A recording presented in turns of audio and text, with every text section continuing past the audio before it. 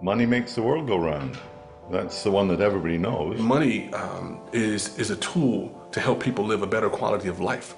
But somehow it's become the all in all. People think that money is life in itself. The standard view is that if you get richer, you get better off and you're happier. Well, it turns out not to be true. People's absolute standard of living, once they're above poverty, is pretty weakly related to happiness. I'm going to make a rough claim that about 95% of family feuds, problems, breakdowns, are about money. And I'm probably conservative. In America, you know, to have $1 million means that you're successful. I mean, but what does that really mean? Why is that? What's so special about money? Why do we deal about money as basically the breakdown in the family? Why is it so frequent? Our relationship with money is so troubled and so upsetting, and it is not just for people who are trying to make ends meet or who feel marginalized, but even our global billionaires are completely freaked out about money all the time. So having more money doesn't really resolve these problems we have around money. Understanding the dollar. That means more than knowing what a dollar bill looks like or what a silver dollar is. For the first time, essentially the entire world, willing or not, subscribes to the same set of economic rules. The money system went global, and it began to disorder every local ecosystem and every local social system on the planet. At the bottom of all the rules is the rule that making money is always more important than anything else. We've made money more important than human life, more important than the natural world, more important than God or spirit. And on that really bed of lies, our relationship with money is resting.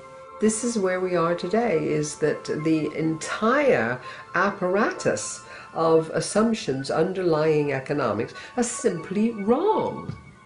So, you know, why do we allow societies to be run with this malfunctioning source code?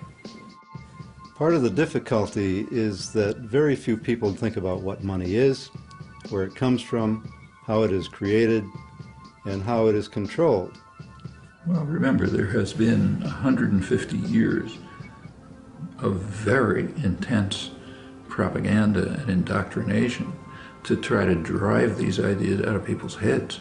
If we could unpack all of this mystification, we probably find that economics was made so complicated in order to mystify people, you know, so they could not really figure it all out.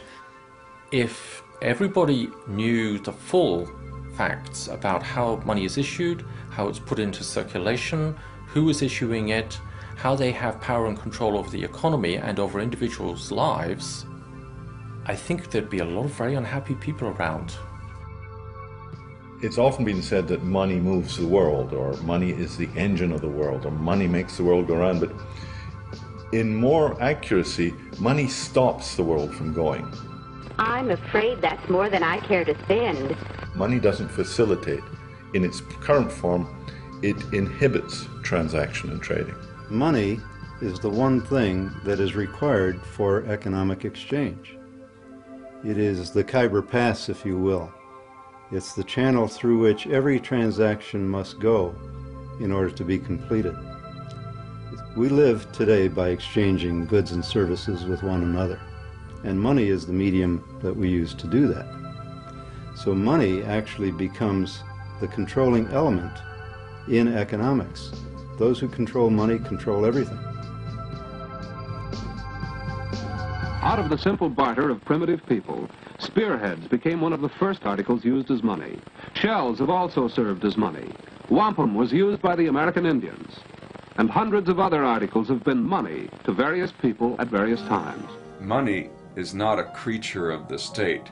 It didn't require any king or prince to invent money. Rather, money and monetary trade were products of spontaneous order. Well, put yourself in a barter situation where you come to market with some good and try to trade it directly for the good you want to go home and consume. So if you come to market with asparagus and you want to go home with plaid shirts, you have to find somebody who is not only selling plaid shirts, but wants to be paid in asparagus. But of course, the problem is you often can't find a trading partner who has the goods you want and wants the goods you have. An alternative is to think, well, what does this guy selling plaid shirts want? So what people do is they consider trading not necessarily for what they ultimately desire, but for other intermediate goods that they think may be more readily traded for what they ultimately desire. And at first, different people are experimenting with different indirect exchange strategies. So somebody may trade for salt, somebody else may be using nails, third person may be using barley. But what happens is the more certain goods get adopted in these individual efforts, the more attractive their use for the same purpose will seem to other people. Consequently, there can be a snowballing process where eventually a small set of goods, or even just one commodity, seems overwhelmingly more attractive and becomes universally adopted. And when you reach a commonly accepted medium of exchange, that's when you've got money. So it's not defined by any physical characteristics, it's not defined by any legal sanction, it's defined by this social convention that people will accept it in order to trade it away later. In the course of human evolution, societies have used countless different things as money. Is it possible that what a society chooses as its money can affect the behavior of its people? The classical, the conventional way of thinking about money is that it's a passive medium of exchange that is being used as a convenience to make exchanges between people, and that it doesn't really affect either the kind of transactions that are being performed, it just makes them easier, or the relationships between the people that are using that kind of money. Both these things happen to be proven wrong. Different kinds of money do have very different properties. And one of the key properties is the level of abundance or scarcity of the item that's being used as money.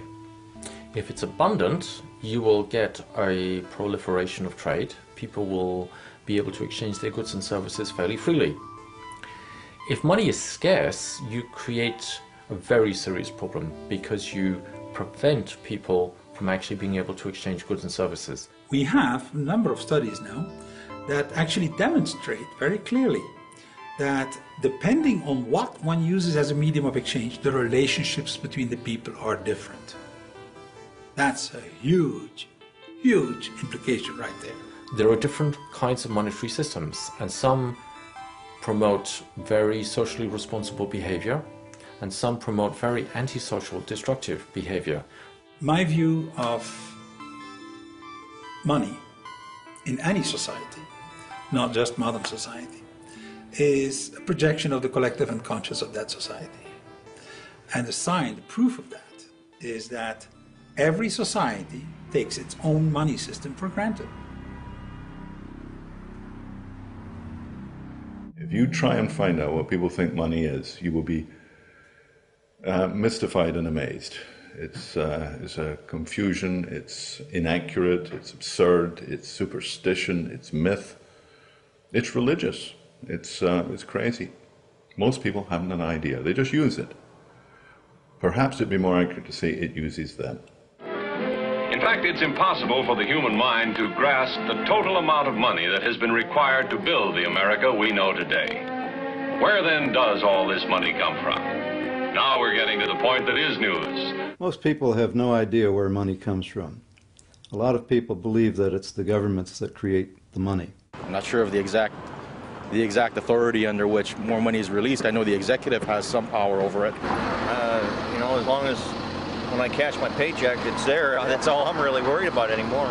It comes from a big factory. Okay. They make it. It's, I don't know, created by the government to control us. Well, it'd have to be done by the government. I mean, that's what you would expect anyways. Whether or not it really is the government is a different story altogether. Conventional money is not created by the government, as many people believe, and is not even created by the central banks.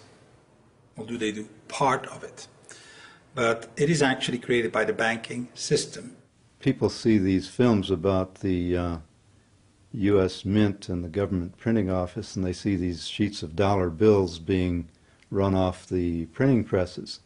And so they think it's the government that's printing money. But this is not the real source of money. The real source of money is banks.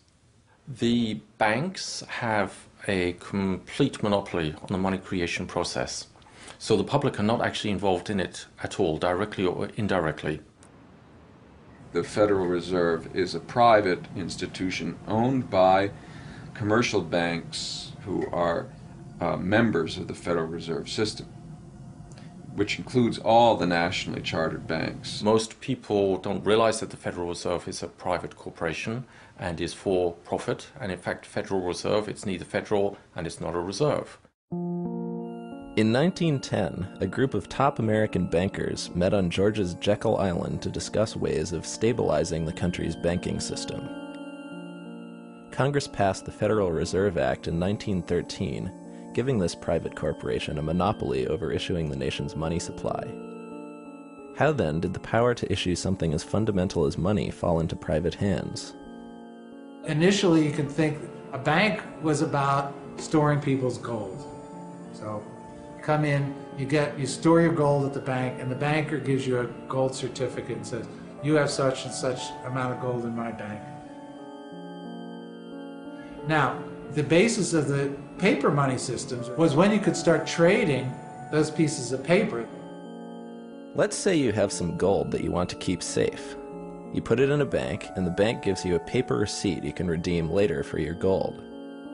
You can now trade that piece of paper in place of the gold, as long as others are also able to redeem it for your gold. The good name of the bank on the paper note assures people that behind the piece of paper is a piece of gold waiting to be redeemed. Soon, as the people's confidence in the bank grows, rather than cashing in the receipt, the person receiving the paper simply trades it again. The paper may end up being traded many times before being redeemed for the original gold in the bank.